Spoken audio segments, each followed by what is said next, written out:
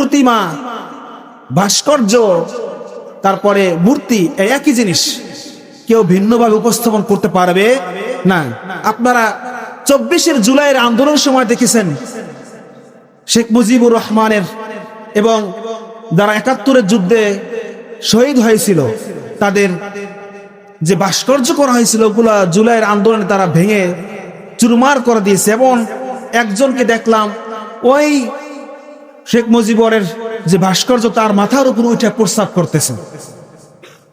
তো এখন আমার কথা হলো, এখন যে জুলাইয়ের আন্দোলন যারা করেছে, যে ছাত্র ভাইয়েরা, আপনারা ভাস্কর্যের বিরুদ্ধে বলেছেন, সমস্যা নাই, কারণ ইসলামের ভিতরে ভাস্কর্য বলেন, প্রতিমা বলেন, মূর্তি বলেন, একই জিনিস, এগুলো জায়েজ নাই।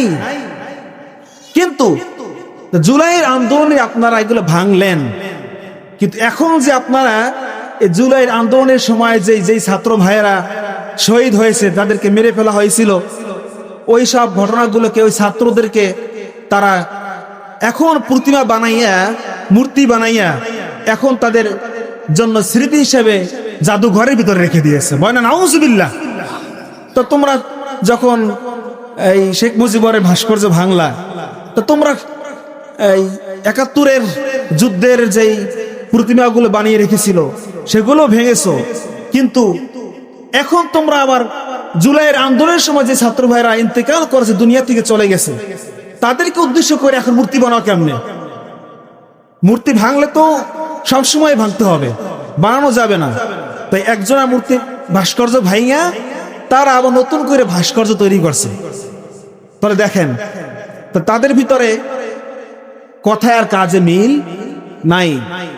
আমার কথা হচ্ছে, আমি যেটা বুঝাতে চাচ্ছি, মূর্তি তো মূর্তি, আমার বাবার মূর্তি যদি হয় বানায় কেউ, সেটাও আমি ভাঙবো, অন্য কেউ যে বানাচ্ছে সেটাও আমি প্রতিবাদ করব। এখন একজনটা ভাঙ্গা আবার আরেকজনটা তৈরি করলাম, এটা কি কাজ ঠিক হয়েছে বলেন? সমত হাজিরিন, যাই হোক, তো মূর্তি, ভাস্কর্য, প্রতিমা একই জিনিস, এগুলো বানানো যাবে না। দেখা যায় স্মৃতি হিসেবে রাখবেন যে না, আমরা তো মূর্তি পূজা করতেছি না, আমরা তো ভাস্কর্যের পূজা করতেছি না। কিন্তু হয়তো এই প্রজন্ম করবে না, কিন্তু এমন একটা প্রজন্ম আসতে পারে তারা হয়তো মূর্তিকে পূজা করতেও পারে। যেমন নূহ আলাইহিস সালামের জামানায় এই 5 জন নেককারদের, যে এইবার তো 5 জনের মূর্তির কথা বললাম, এই 5টি মূর্তির নূহ আলাইহিস সালামের জামানায় নেককার বান্দাদের মূর্তি বানিয়ে রেখেছে, কেউ পূজা করতো না। যখন ওই সময় লোকেরা দুনিয়া থেকে চলে গেছেন, ওই সময় ওই প্রজন্ম দুনিয়া থেকে চলে গেছেন, বিদায় নিয়ে গেছেন, ইন্তেকাল করেছেন, পরবর্তী প্রজন্ম যখন আসছে তারা আস্তে আস্তে করে ওই মূর্তির পূজা শুরু করে দিয়েছে। বলে না নাউজুবিল্লাহ।